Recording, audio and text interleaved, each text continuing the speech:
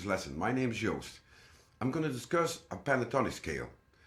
Not only one pentatonic scale, but how to use pentatonics in solos. Different ideas, because everybody thinks, well, it's the only option I have. Like that. But there are some ideas which maybe give more color to your playing. The first idea is not only using the A minor pentatonic scale. The chord progression, which you heard, is A minor and D7 or D9. That's a bit funky, but this chord progression tells me that I'm not in the key of C major, which is the parallel from A minor. It tells me that I'm in the key of G major, starting on the A, the second note. You call that a Dorian scale.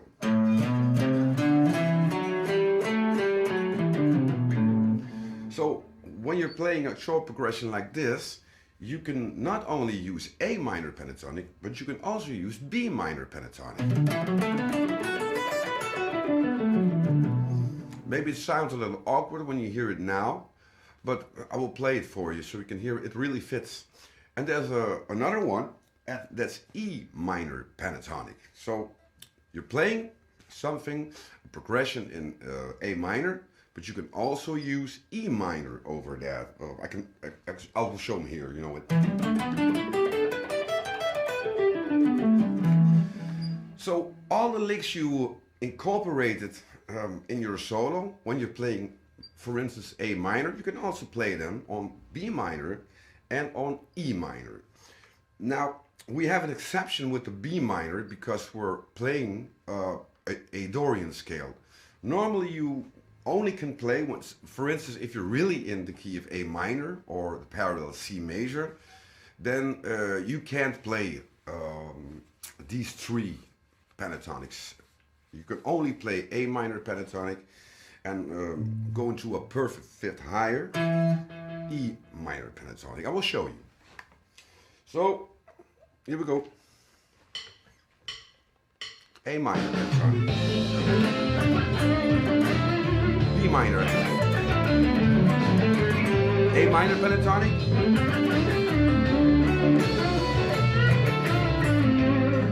Okay, switch over to A minor pentatonic to E minor pentatonic. A minor.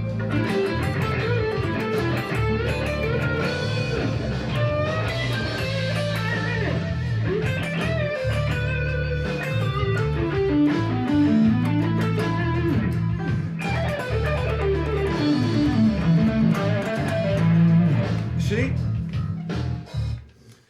So I played B minor pentatonic and I played E minor pentatonic. You can try that at home over every backing track you want to. Try it. It will give you new ideas and more color. So play A minor pentatonic when you're in A, but you can also use, in this example, B minor pentatonic and E minor pentatonic. Another idea is using string skipping. I'll show you. When, for instance, you're playing the A minor pentatonic scale,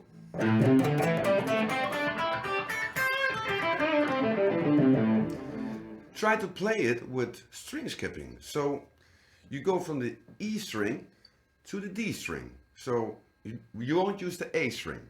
It sounds like this. Then you go back to the A string.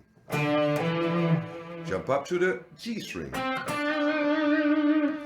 To the D string. To the B string. Finally, from the G string to the high E string. Altogether it sounds like this.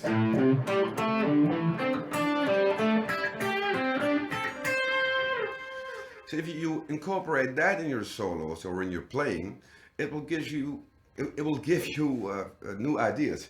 You got to practice these things over the 5 patterns which you know about A minor, in A minor.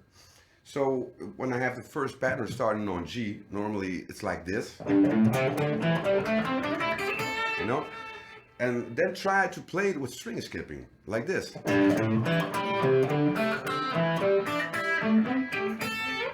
and make that same movement through all these 5 pentatonic shapes. So string skipping will give you a different sound. Short piece solo using string skipping.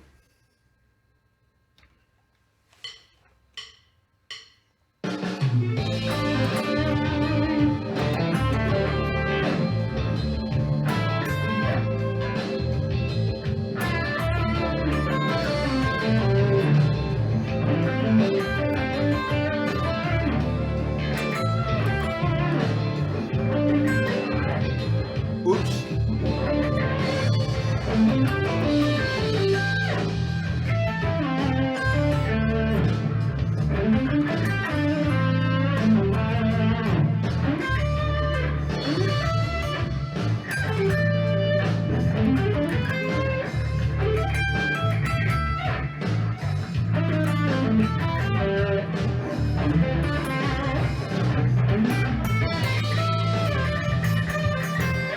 I usually don't play solo like that, but I just wanted to let you hear what the result is. I was really exaggerating a lot. So that's when you incorporate string skip. The next one is something I stole from Eric Johnson because I've heard him do it a lot. Because when he's soloing, I think he uses, let's say for the most part of the time, he uses pentatonic scales. But I wanted to talk about regrouping the notes. A thing which I saw years ago on his first instruction video was he played those really fast pentatonic runs, and I couldn't understand how he did it. So there was no Eric Johnson explaining it to me, because he was just saying stuff like, well, I'm bouncing, I didn't understand it. But finally I figured it out, and we'll show you just really the basics of it. He plays, and that's really interesting, if you have a group of 16 notes, then you can play 4 notes on every count. But what I heard him do was he played 5 notes on one count. So instead of playing 1 E and the 2 E and the 3, so like 1 2 3 4 1 2 3 4, he played 1 2 3 4 5 1 2 3 4 5 1 2 3 4 5 1 3 2 4 5 1 2 3 4 5, you know. So that's pretty interesting, and I think also when you gotta learn that, it's difficult. So important is that you understand what's going on, and because you play rhythmically you play 16 notes, 1 E and the 2 E and the, you know, but you can regroup those notes. You don't have to play like the 4 notes at a count. So if you want to play 5 notes at a count, then I will play it slowly. Let's say I'm playing a descending line. Sorry for my English. Normally you could play like maybe 6 notes, like that. Those were 6 notes. 4 notes. Now I will play rhythmically 16 notes, but I will play 5 notes. So what happens is, first I play 1 2 3 4. Here we go. And that's really the basics in what he plays. You can do that using your pick, or you can do that using pull-offs. But what happens is he plays alternating picking, and until the last note, it's like down, up, down, up, down. Then he goes from the G string to the B string and uses 2 downstrokes like this. See?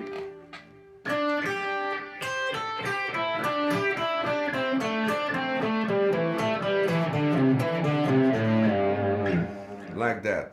So you have 5/4. So that's a pretty interesting thing, because your rhythm sounds a lot more freer, but you're still playing 16 notes. So you're playing 5/4. The way to practice that is just try it slowly, like this. 1 2 3 4 1 2 3 4 1 2 3 4 1. And then you'll use the same feel as the 16 notes. That's all it is. But then start counting 1 2 3 4 5. And it sounds like this. 1, 2, 3, 4, 5, 1, 2, 3, 4, 5, 1, 2, 3, 4, 5, 1, 3, 2, 4, 5, 1, 2, 3, 4, 5, you know. What happens after you play that 5 times, you're back on your count again. I will demonstrate. Here we go, one more time. 1, 2, 3, 4, 5, 1, 2, 3, 4, 5, 1, 2, 3, 4, 5, 1, 2, 3, 4, 5, 1, 2, 3, 4. You know, if you counted it, those were 5 groups. And that's pretty interesting. So that's what he uses a lot. You know, like. So it's also a technical thing. You gotta use 2 downstrokes. And then you play licks like things like that. He plays awesome things, you know. I will show you a little thing which he plays, I think. It goes like this.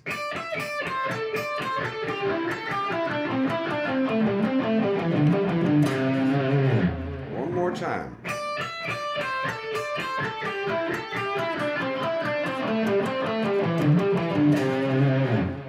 So you can play that with alternating picking, or you can do it with using pull-offs and hammer-on.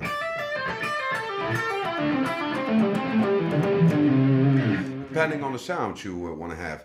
So he uses that very often. You can also do it by ascending. It's the same thing. Here we go. Only here you must use an upstroke if you want. So like this.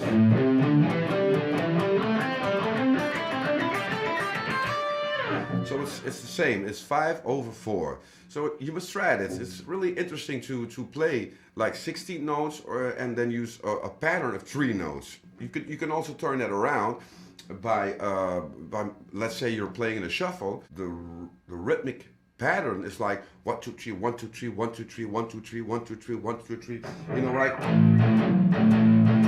1 2 3 1 2 3 1, and then you can play the same. So you play triplets, but you use 4 notes. You get like 1 2 3 4 1 2 3 4 1. You see? So that's maybe a good way to incorporate that in your pentatonic playing. So 5/4, maybe 3/4, or 4/4.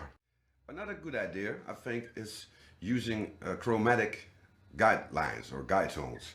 For instance, if you're playing these notes, you know, then you're playing a D and an E and G and an A, C and a D.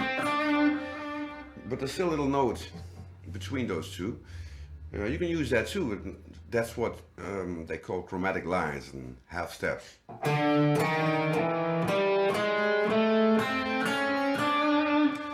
Now, the most simple thing is to just use your pentatonic shapes and just connect the notes with chromatic passing lines. It sounds a little like this. Here's your shape.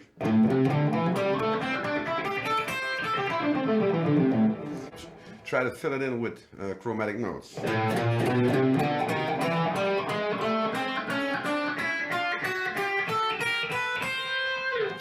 It sounds, maybe if you play it like that, a little bit awkward and strange. But if you use chromatic lines in your solo, when you're using the pentatonic scale, it really can sound cool. You could combine all these things which I told you before with chromatic lines. I will give you a demonstration for that. So I will play a short solo using chromatic lines in combination with the pentatonic.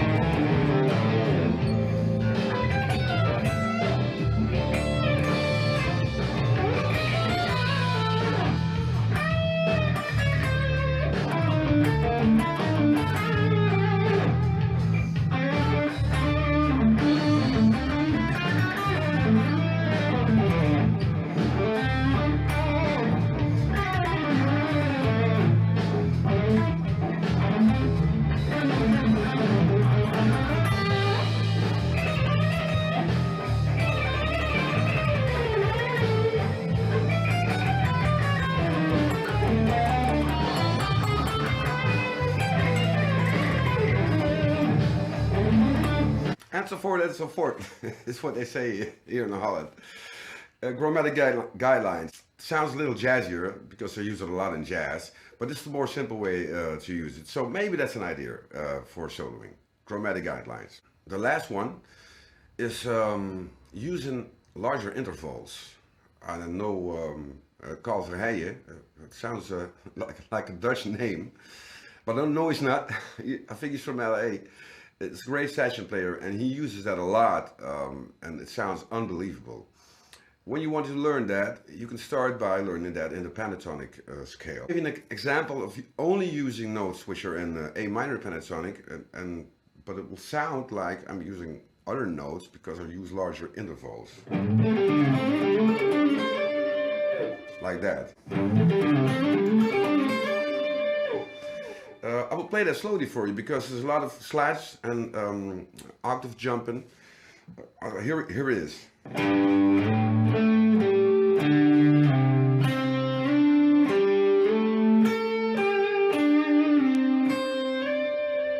One more time.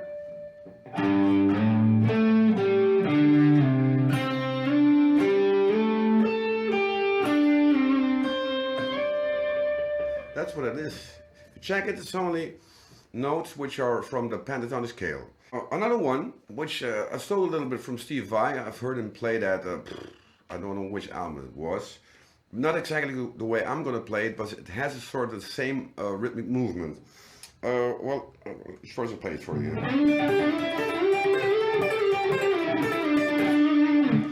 Now what's that? It's really the same fingering all over again, but true A minor pentatonic. But what I'll do here is kind of a combination of large intervals and string skipping. I will play it. You can use your middle finger for that, but you can also play it with your pick. I'll play it slowly.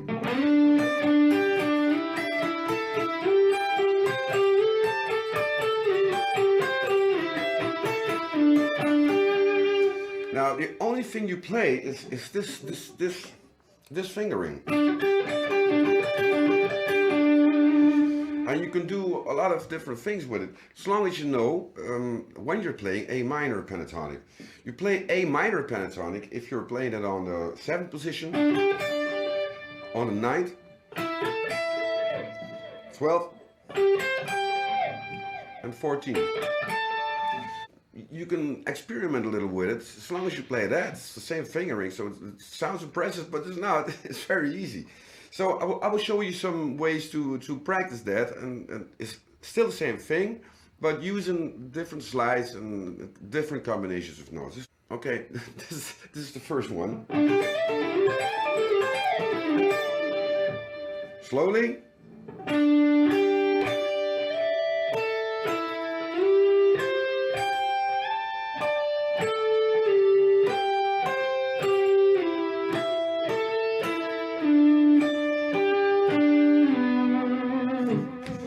So that was the one. The one I played, which was like Steve Vai played. I play that with, then I can play it faster with my middle finger and my pick. You know, I use like an octave and a fourth. So you can do it like.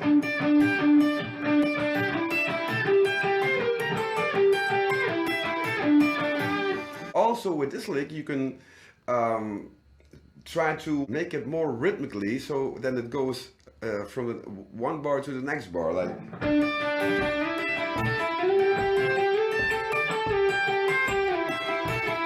So if you count,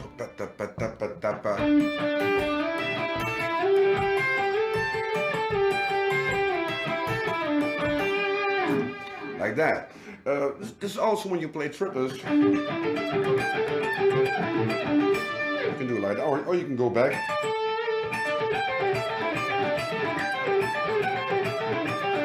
It's still the same, you know. It's still the same fingering. So you can do a lot of different things with it. You can maybe use it when you want to play weird shit. In combination with chromatic, and if you play it fast, like that, you know. So it's really simple, but it's very effective. So those were two ways to incorporate larger intervals in your playing and in your pentatonic shapes. By starting really easy and try to incorporate that. Thank you very much.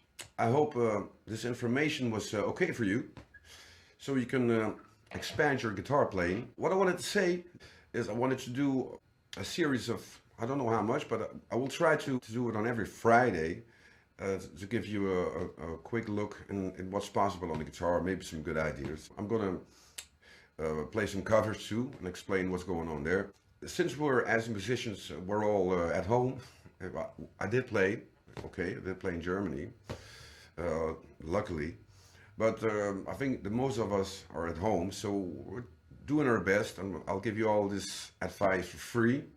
Normally people will pay a lot of money for it. No, no. I'm really happy to do it.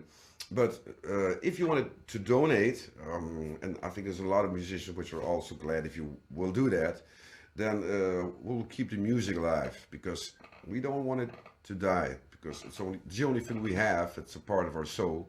So if you wanted to donate, just take a look at it. I show it on my video. Join me in Musicfulness. This is my YouTube channel. A lot more coming up there. And you can still, there's the one, Breaking the Cycle, my last solo record. It's all guitar instrumentals. You want to buy that, it's also possible. Just take a look at my homepage. So I wanted to thank you, and have a nice one, and see you next week. Bye bye.